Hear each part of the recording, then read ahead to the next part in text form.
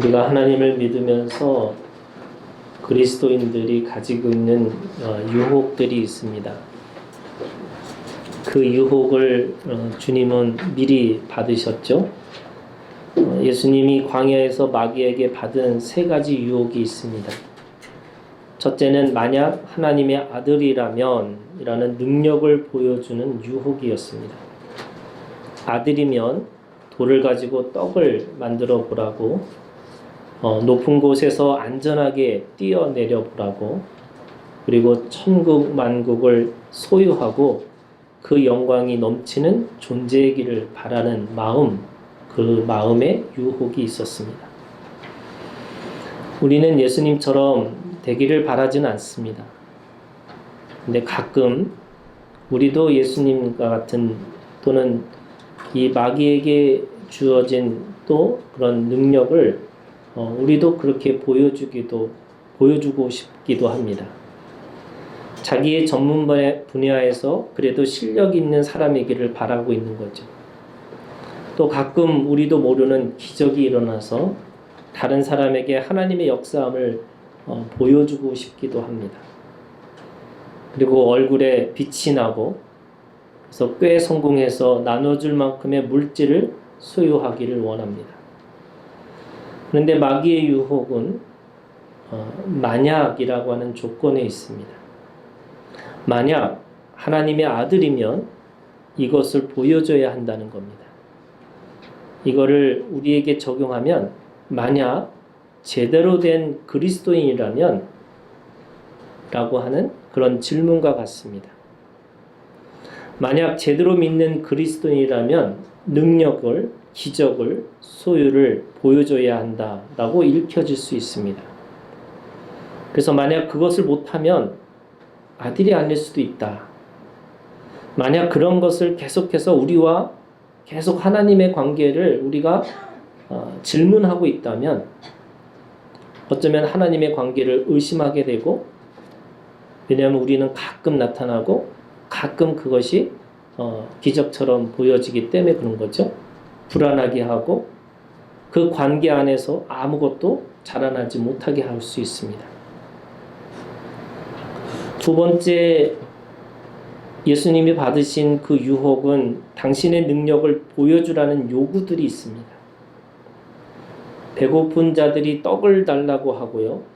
아픈 자들이 치유를 받기를 원하고 있고요.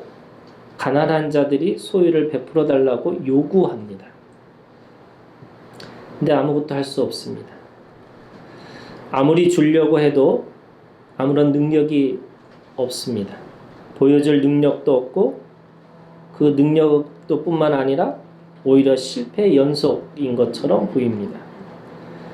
믿는 사람들이라고 하지만 믿지 않는 사람들보다 더 능력이 떨어지는 것처럼 보입니다. 그래서 자신감도 떨어지고요. 그 다음에 자존감을 지킬 수도 없을 정도로 실패의 그런 마음을 가질 수 있습니다. 세 번째는 예수님께서 받으신 그 유혹은 지름길을 바라는 값싼 마음이 있습니다. 예수님은 사역을 하시면서 기적을 베푸셨죠. 똑같이 오병이어의 사건을 통해서 배고픈 사람들의 요구를 들어주셨습니다. 높은 곳에서 뛰어내리지 않으셨지만 무리를 걸으셨죠. 그리고 죽으시고 부활하셔서 하늘과 땅의 모든 권세를 다 가지셨습니다. 그런데 왜 마귀의 유혹을 피하셨을까? 그것은 그 마귀에게는 십자가가 없고 예수님의 길에는 십자가가 있기 때문에 그렇습니다. 예수님의 모든 기적은 십자가의 길 가운데 있었던 겁니다. 고난 없는 영광이고 대가 지불하지 않는 성공을 바라는 것들이 어쩌면 지름길을 바라고 있는 사람들의 마음입니다. 저희 딸이 로또가 되기를 바란다고 며칠 전에 얘기한 적이 있습니다. 그 로또가 되면 절반을 건축 헌금을 하겠다고. 아멘. 그래서 제가 아르바이트하고 용돈 받는 거 먼저 반만 하라고. 그랬더니 아무 말도 안 하더라고요. 근심하고 갔더라 라고 하는 표정으로 갔습니다. 우리가 받은 구원은요, 값싼 은혜입니다. 공짜죠. 거저입니다. 근데요, 하나님 편에서는 가장 값비싼 구원이었습니다. 자신의 생명과 맞바꾼 구원이었습니다. 그래서 어떤 것도 하루아침에 세워진 것이 없습니다. 여러분, 땀과 눈물과 피 없이는 생명은 절대로 세워지고 만들어지고 양육할 수가 없는 거죠. 기도 없이는, 누군가의 기도 없이는 그 생명이 온전하고 완전하게 자라날 수 없습니다. 이 무릎 꿇고 기도하는 시간은 여러분 응답받는 시간에 그 이상의 의미가 있다는 것을 저는 요즘에 다시 한번 생각해 봅니다. 제가 저한테 사람들이 기도 좀 더 하라고 얘기할 때마다 제가 우스갯소리처럼 얘기하는 게 있습니다. 무릎 꿇기도 전에 저는 응답이 온다고. 그래서 왜 기도를 해야 하는지 이해가 안 될 것 같아요. 왜냐하면 뭔가 생각을 하면 아 그런 거지 이렇게 지혜가 와요. 지식이 옵니다. 그래서 굳이 기도가 필요할까? 근데 오늘 요즘에 저한테 주시는 말씀은 그런 거예요. 그 기도가 단순하게 응답받는 시간의 기도가 아니고 하나님의 채워지는 시간을 기다리는 시간이고 하나님이 일하시는 것을 보는 시간이고 하나님과 함께해서 너무나 좋은 시간, 그 자체가 좋은 시간으로 우리가 함께 기도하는 시간으로 하나님께서 그 시간을 사용하라고 말씀하시는 것 같아요. 본문에서 사도 바울은 신앙의 길을 다름질하는 것으로 비유하고 있습니다. 여러분 갈라디아서 5장 7절에 있는 말씀에 이렇게 있죠. 너희가 다름질을 잘하더니 십자가의 길로 달려가는 인생으로 표현하는데 고린도전서 9장 24절에서도 바울은 신앙생활하는 자를 운동장에서 달리게 하는 운동선수라고 분명히 밝히고 있습니다. 제가 며칠 전에 어떤 권사님이 저한테 그러더라고요. 아, 우리 목사님은 운동신경이 없어서 그렇다고. 그래서 제가 운동권이었다고. 운동, 이것은 어떻게 보면요. 여러분, 기독교는 기본적으로 이 운동하는 자와 같은 자세를 가지고 살아가는 거예요. 그걸 사도 바울은 신앙생활이라는 게 뭐냐? 운동하는 자와 같다. 이렇게 얘기하고 있습니다. 그런데 오늘 이 본문에 보면 운동선수가 만나게 되는 세 가지 장애물이 있습니다. 11절에 보세요. 5장 11절에 그 장애물을 뭐라고 표현하고 있냐면 십자가의 걸림돌이라고 표현하고 있습니다. 그러니까 달리기를 하는 사람에게 있어서 그 걸림돌이 있다는 거예요. 그거를 오늘 본문에서 세 가지로 얘기합니다. 첫 번째 보시면 첫 번째 장애물은요. 7절부터 8절에 있는 말씀입니다. 진리에 순종하지 못하게 막는 권면이 있다는 거예요. 이 권면은 너희를 부르신 이에게서 난 것이 아니다 라고 지적합니다. 무슨 말이냐면 방향이 잘못되었다는 겁니다. 진리의 표대는 분명한데 그래서 십자가는 하늘의 길이고 영의 길이고 믿음의 길입니다. 하지만 그 하늘은 땅의 죽음의 길이고 그 영은 육의 죽음의 길이고 그 믿음은 행위의 죽음의 길입니다. 여러분 원래 우리가 가지고 있는 방향이라는 게 무슨 말이냐면 그 방향은 죽으면 산다는 겁니다. 그러니까 방향이 죽는 방향입니다. 그런데 그것이 사는 방향이라는 거예요. 그런데 그래서 영이라고 하는 것은 결국 육의 죽음을 경험해야 되는 거고 하늘을 우리가 따라가기 위해서는 그 하늘이라고 하는 것 속에 반대되는 땅의 죽음을 경험해야 되는 것이고 믿음이라고 하는 것은 행위의 죽음을 경험해야 된다는 겁니다. 이것이 진리에 순종하는 방향의 길이죠. 그런데 거꾸로 갑니다. 이게 뭐예요? 다른 권면이죠. 무슨 말이냐면 거꾸로 뭐냐면 살고 죽는다고 생각하는 겁니다. 사는 것이 먼저라고 잘못 생각하는 겁니다. 방향이 잘못됐습니다. 방향이 다르고 우리가 그 방향을 다른 방향을 잡고 산다면 사실은요 빠르면 빠를수록 그것이 더 죄가 될 수밖에 없습니다. 열심히 무엇인가 이루면 이룰수록 그 방향이 틀리면 더 수렁에 빠질 수밖에 없습니다. 그래서 달리기 하는 사람은 방향을 잘 잡고 있어야 되는 거죠. 선을 벗어나서 뛰면 안 됩니다. 자신에게 주어진 진리의 길, 신앙의 기준, 그 믿음의 원리들을 날마다 점검해 봐야 될 것입니다. 내가 예수 그리스도의 진리 가운데 있는 것인가? 내 신앙이 이단의 가르침에 있지 않는 것인가? 믿음이 아니라 여전히 선행과 도덕과 윤리 가운데 오히려 생명을 살리고 있는 것처럼 보이는데 생명을 죽이고 스스로 죽고 있지 않는가? 라고 묻고 있으셔야 되죠. 이게 방향입니다. 두 번째 장애물은요, 9절입니다. 이 두 번째 어떻게 보면 장애물은 적은 누룩이라고 이야기하고 있습니다.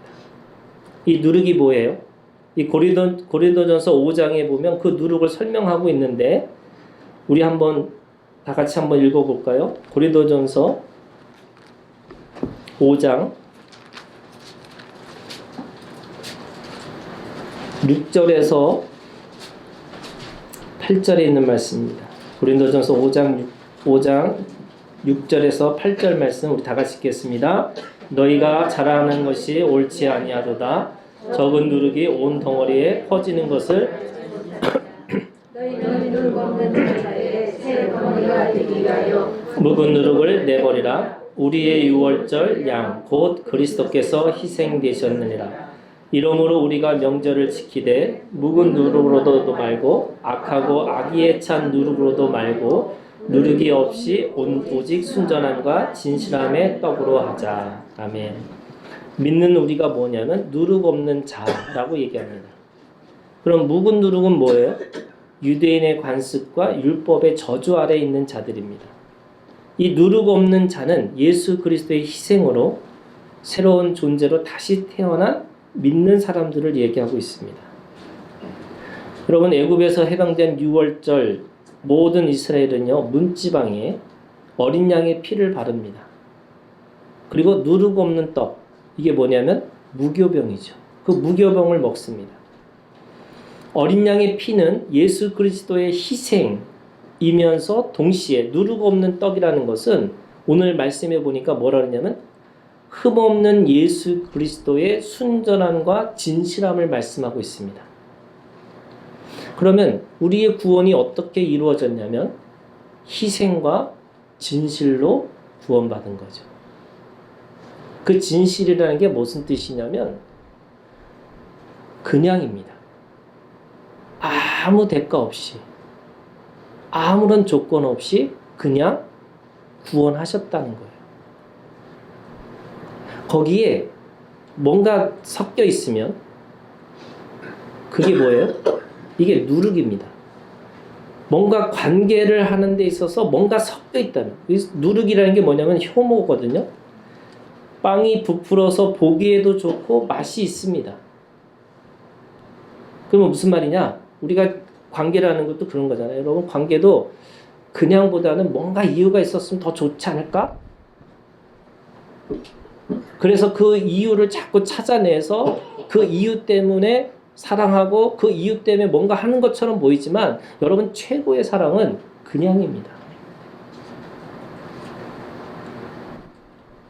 주님이 그 그냥이라는 말이 순전함과 진실함이라는 거예요. 하나님이 우리를 위해서 희생하셨어요. 우리를 써먹게 하기 위해서 희생하시고 헌신하신 게 아니고 그냥 하나님의 사랑으로 하나님의 관계로 그렇게 하고 싶어서 우리를 구원하셨다는 겁니다. 아멘. 여러분, 바리새인과 사두개인의 누룩을 조심하라고 말씀하셨어요, 예수님이. 근데 이 바리새인과 사두개인의 그 누룩이라는 게 뭐냐면 여전히 그 안에 하나님의 사랑과 하나님이 가지고 있는 생명 가지고 모자르다는 거예요. 뭐가 있어야 된다는 거예요. 그래서 거기다가 계속 뭐라 하냐면 조미료를 치는 겁니다. 네, 관계도 그런 거죠. 무슨 말이냐면 우리가 믿음을 통해서 뭔가 이루었고 무엇인가 얻었고 무엇인가 성취했다라고 하는 믿음의 결과를 계속 따지고 있습니다. 그런데요, 이루고 얻었고 성취한 것이 없다 할지라도 그게 뭐예요? 순전함과 진실함이에요. 하나님은 우리를 그렇게 그냥 우리를 위해서 희생하시고 헌신하셨습니다. 그러면 똑같은 거예요, 여러분. 여러분, 우리가 가지고 있는 믿음이 정말 주님을 사랑하고 있는지 물으셔야 되는 거예요. 우리가 정말 하나님을 사랑하고 있는, 왜 사랑하고 있는 게 아니라, 왜가 아니라 그냥 주님을 사랑하고 있는지, 주님이 맡겨주신 생명을 위해서 말씀으로 가르치고 양육했는지, 왜요? 그냥 말씀으로 나에게 맡겨진 생명이니까. 다른 생명을 살리기 위해서 원하지 않는 십자가의 길을 걷고 있는데 왜 걷고 있느냐? 그냥 그렇게 주님이 주신 순전함과 진실함 때문에 그 길을 걷고 있는 거죠. 여러분, 이 누룩이라는 게 뭐냐면 오늘 5장 이 말씀에 보면 9절에 있는 말씀에 보면 온 덩이에 퍼졌느니라 이렇게 돼 있어요. 온 덩이에. 이게 뭐냐면 우리 몸의 관리를 얘기하고 있어요. 여러분, 달리기 하려면 방향도 분명하지만 내 몸이 달리기 할 수 있는 몸이 돼야 되는 거잖아요. 진리의 방향은 맞지만 뛸 수 없는 몸이라면 아무 소용이 없을 것입니다. 음식 관리도 못하고 절제하지 않는 몸이라면 달리기에 부실합니다. 누룩 없는 떡을 먹는다는 의미는 그런 의미에서 여러분 절제하는 생활을 말하고 있어요. 누룩은 절제 없는 음식과 절제 없는 생활과 절제 없는 생각이라고 할 수 있습니다. 그래서 거기다가 뭔가를 계속 집어넣어야 된다고 생각해요. 먹고 생활하고 생각하는 것에 절제가 없다면 우리는 계속해서 온전하고 완전한 진리에 무엇인가를 하나를 덧붙여야 된다고 생각합니다. 여러분 혹시 그런 이야기를 들어보셨는지 모르겠어요. 심리학에 물든 부족한 기독교, 이런 책의 제목이 있어요. 말씀 가지고 안 된다는 거예요. 그래서 뭔가 심리적으로 뭔가를 상담하고 뭔가 해야 된다고 착각하게 만듭니다. 또 엔터테인먼트에 물든 부족한 기독교. 그래서 엔터테인먼트 뭔가를 해야 되는 거예요. 무슨 말이냐면 쇼를 해야 된다고 생각하는 거예요. 뭔가 쇼를 해야지만 그 기독교 진리에 뭔가 사람들한테 포장을 잘해서 보여줄 수 있을 거라고 생각합니다. 또 마케팅에 물든 부족한 기독교. 뭔가 마케팅을 해야 하는 거죠. 홍보를 해야 됩니다. 뭔가 어떻게 해야지만 기독교가 제대로 세워질 수 있을 거라고 착각합니다. 감리교 창시자 요한 웨슬리는 여러분 한 책의 사람이었습니다. 오직 성경 한 책으로 부패한 영국을 명예혁명으로 이끈 사람이죠. 물론 그의 서재는요 1000권의 책이 있었다고 합니다. 그런데 그 1000권의 책을 읽었지만 그 1000권의 책을 읽은 이유가 뭐냐면 그 한 권의 책을 이해하기 위해서였습니다. 아멘. 여러분, 오늘 우리가 가지고 있는 우리의 삶이라는 게 너무나 복잡하고 여러 가지 관계들이 다 연결되어 있습니다. 그래서 한 가지만 하는 것은 어떻게 보면 죄일 수도 있어요. 우리가 다 연결되어 있는 거죠. 그러나 그 모든 것들이 어떻게 보면 우리가 가지고 있는 우리가 인생에 있어서 이 영적인 달리기, 어떤 하나님 나라를 향한 그 달리기를 하는 그 몸을 만들기 위해서는 우리가 가장 최고의 몸을 만드는, 그리고 가장 간편한 복장을 가지고 달리기에 임해야 되는 거죠.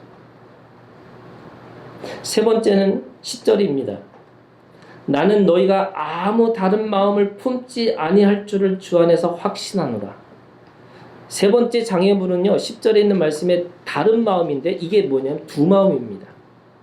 방향도 맞고요 달리기도 하는 몸으로 만들었습니다. 그런데 달릴 수 없다면 아무 소용이 없죠. 무슨 말이냐면 한 마음을 가지고 있지 않으면 전진할 수가 없습니다. 두 마음을 가지고 있으면 바람을 가르며 뛸 수가 없습니다. 장애물이 생기면 멈춰야 된다고 생각하고 전진하고 뛸 수 있는 마음이 결국에는 한 마음일 수밖에 없다는 거예요. 야고보서 1장 6절에서 8절에 있는 말씀에 오직 믿음으로 구하고 조금도 의심하지 말라. 의심하는 자는 마치 바람에 밀려 요동하는 바다 물결 같으니 이런 사람은 무엇이든지 죽게 얻기를 생각하지 말라. 두 마음을 품어 모든 일에 정함이 없는 자다. 정함이 없어요? 무슨 말이냐면 바람에 요동하는 그 바다 물결처럼 여기 갔다가 저기 갔다가 계속 왔다 갔다 하는 거예요. 이거 뛰는 모습으로 얘기하면요, 갈지자로 뛰는 것과 같은 거예요. 여기 갔다가 저기 갔다가 계속 갈지자로 갑니다. 싸우는 자의 모양을 하면요, 허공에다가 주먹질하는 것과 같습니다. 두 마음은 결국 내 마음과 예수의 마음의 싸움이죠. 그러면 한 마음이라는 건 뭐냐? 나는 죽고 내 안에 예수 그리스도의 심장, 예수 그리스도의 마음을 갖고 있는 겁니다. 여러분, 잘못된 방향과 부실한 몸과 오락가락하는 마음으로 우리는 믿음의 경주에서 승리할 수가 없습니다. 믿는 우리는 진리의 방향으로 바로 잡고 튼튼한 강건한 몸으로 성장해서 오직 승리를 위해서 한 마음을 가지고 진리의 출발점에 서 있어야 되는 거죠. 여러분, 그런 우리 하나교회 지체들이 되시기를 주님의 이름으로 부탁합니다. 아멘. 자, 그러면 우리가 새로운 출발점에 서기 위해서 12절에 오늘 결론처럼 얘기합니다. 사도 바울이 십자가의 걸림돌 어떻게 해야 되느냐? 너희를 어지럽게 하는 자들은 스스로 뭐라고 그래요? 베어버리기를 원하노라. 어지럽게 하는 자들, 이게 십자가의 걸림돌입니다. 이 걸림돌을 제거해야 된다는 거예요. 어지럽게 하는 자들을 베어버리라는 겁니다. 그럼 너희를 어지럽게 하는 자들이 누구인가? 방향을 다르게 권면하는 자들이, 그리고 세상에 누룩을 넣어서 몸을 약하게 만드는 자들이, 달리는 다리를 붙잡고 발목을 잡는 자들이 도대체 누구인가? 이게 어떻게 보면은 오늘 이 민수기 31장에 이 모세가 전쟁에서 이기고 돌아온 그 이스라엘 군대에게 말씀하고 있는 것과 같습니다. 전쟁에 이겼어요, 미디안에게. 그래서 미디안에서 전쟁에서 이기고 돌아온 그 군사들에게 모세가 얘기하고 있습니다. 근데 갑자기 뭐라고 얘기하냐면 16절에 얘기하고 있습니다. 16절, 민수기 31장 16절에 보라, 이들이 발람의 꾀를 따라 이스라엘 자손을 부울의 사건에서 여호와 앞에 범죄하게 하여 여호와의 회중 가운데 연병이 일어나게 하였느니라. 지금 그 장애물, 하나님 앞에서 달리게 하고 하나님 앞에 그렇게 경주하는 사람들에게 있어서의 그 장애물을 한 사람으로 얘기하는데 그것이 뭐냐면 발람이랍니다. 이걸 발람의 꾀라고 얘기합니다. 여러분, 발람이 누구냐면 하나님의 선지자로 시작했다가 하나님의 원수 점쟁이로 전락해서 죽은 인물입니다. 모압 왕 발락이 있었어요. 발락. 이게 발락과 발람이잖아요. 다 같이 발씨예요. 발락이 모압 땅에 들어온 이스라엘을 어떻게 보면은 그 사람들을 대적하기 위해서 용하다고 생각하는 발람 선지자를 부릅니다. 그리고 그 발람의 선지자에게 부탁을 하는 거죠. 뭐라고 부탁을 하냐면, 들리는 소문에 의하면 저 신은 너무 세다. 그래서 그 신을 무찌를 수 있도록 저주를 해달라. 그래서 저주를 3번 부탁합니다. 그런데 돈을 받고 들어온 발람은 말을 하려고 할 때마다, 저주를 하려고 할 때마다 살아계신 하나님이 그에게 다른 말을 넣어주세요. 그게 축복의 말을 합니다. 이스라엘 향해서. 그리고 이스라엘 향해서 3번의 축복의 말을 하고 나서 발람은 사실은 자기 고향의 집으로 돌아갑니다. 거기서 끝난 거예요. 더 이상 일이 없었습니다. 그런데 성경은 그 다음에 그 유명한 이 부올의 사건이 일어납니다. 그 부올의 사건이 뭐냐면, 이스라엘 사람들이 모압 땅에 와가지고 그들은 그들의 승리자인 것처럼 생각해서 그 모압 땅에 있는 그 제사장들, 그 제사 드리는 곳에 가서 똑같이 제사를 드리면서 어떻게 보면 음행을 저지른 겁니다. 그랬더니 하나님이 분노하셔서 바로 그 부활의 사건을 통해서 24,000명을 한꺼번에 전염병으로 죽입니다. 이게 그 유명한 부활의 사건이에요.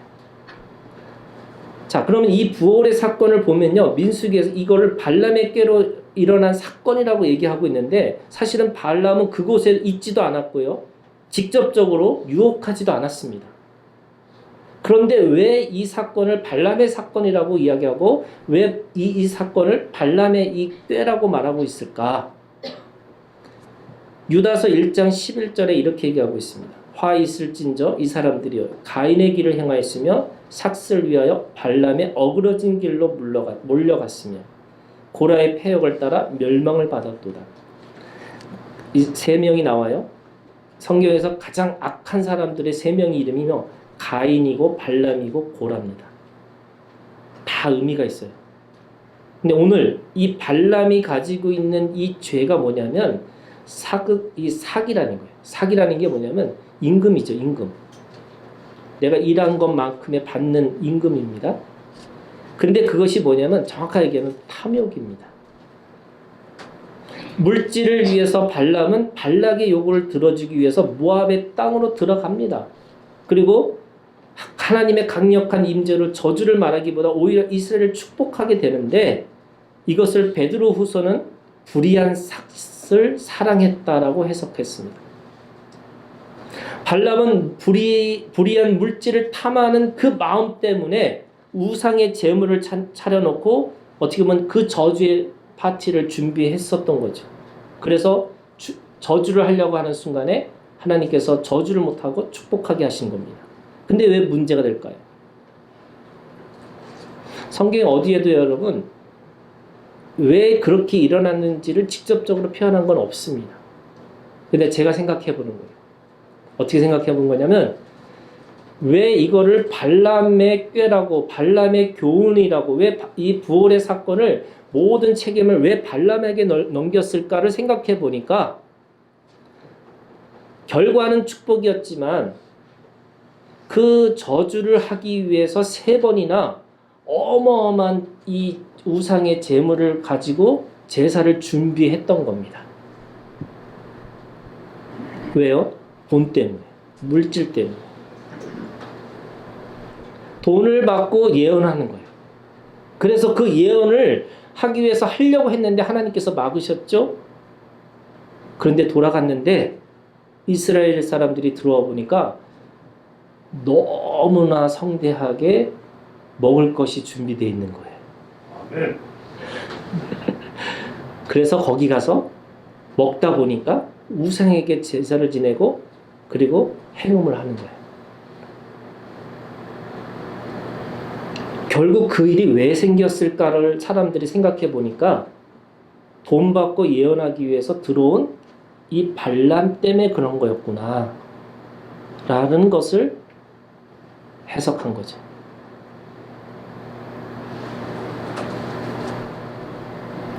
요한계시록 2장 14절에 그러나 네게 두어 가지 책망할 것이 있나니 거기 네게 발람의 교훈을 지키는 자들이 있도다. 발람이 발락을 가르쳐 이스라엘 자손 앞에 걸림돌을 놓아. 이게 걸림돌이에요. 뭐예요? 돈을 받기 위해서 제사를 차려놨지만 그 제사는 누가 와서 먹냐면 이스라엘 사람들이 왔다는 거예요. 이게 우상의 제물을 먹게 하였고 또 행음하게 하였는가.